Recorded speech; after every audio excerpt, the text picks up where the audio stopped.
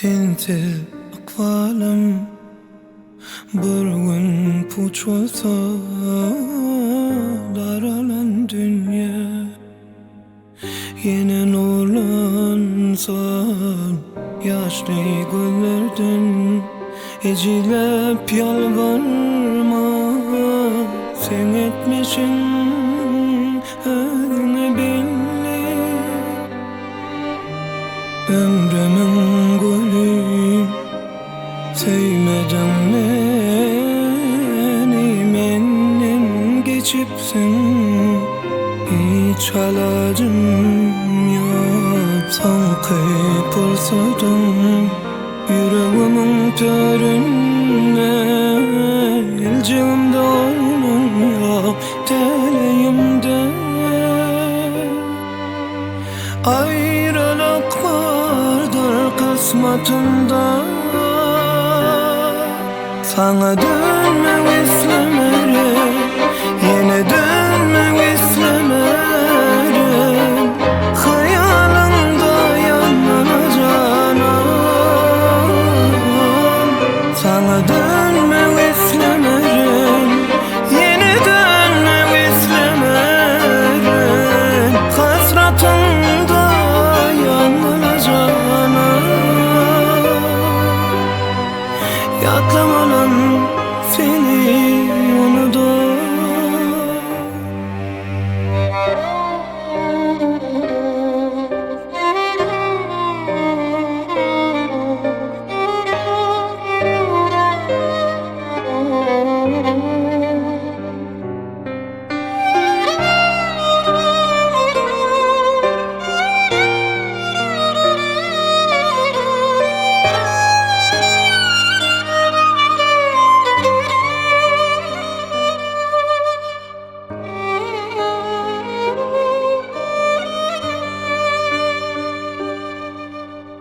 ömrümün gülü sevmedin beni menden geçipsin hiç halacım yok sanki pırsadım yüreğimin töründe elcimde onun yok teleğimde ayrılık vardır kısmetinde sana dönmek istemerim yine dönmek istemerim kıyarımda yanacağım sana dönmek istemerim yine dönmek istemerim